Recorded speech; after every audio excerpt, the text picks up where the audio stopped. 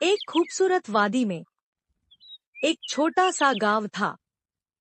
इस गांव का नाम नूराबाद था, जहां लोग सादगी से रहते थे।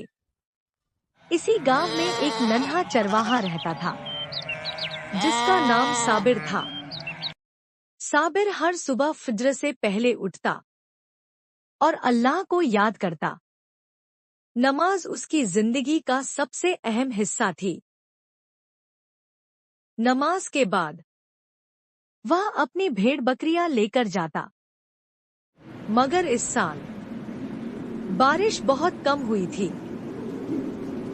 खेत सूख रहे थे और लोग परेशान थे। साबिर ने आसमान की तरफ देखा और दुआ मांगी, या अल्लाह, तो ही रिस्क देने वाला है। एक दिन साबिर को एक जख्मी भेड़ मिली। उसने बिना सोचे समझे उसकी मदद की। थोड़ी देर बाद भेड़ का मालिक आ गया। उसने साबिर को भेड़ रखने के लिए कहा, लेकिन साबिर ने मना कर दिया। वह साबिर की ईमानदारी देखकर हैरान रह गया।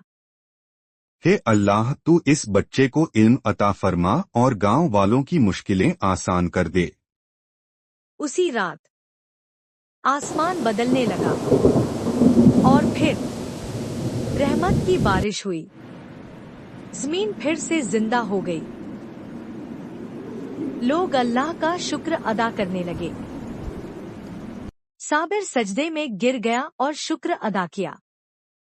वक्त गुजरता गया और साबिर बड़ा होता गया। उसने इल्म और दीन दोनों हासिल किए। वह लोगों की मदद करता और उनके कामों में हाथ बटाता। उसने गांव वालों के साथ मिलकर एक कुआं बनवाया और बच्चों के लिए मदरसा बनवाया। साबिर लोगों को अल्लाह पर भरोसा सिखाता। नूराबाद फिर से अमन का घर बन गया। साबिर जानता था, यह सब अल्लाह का करम है।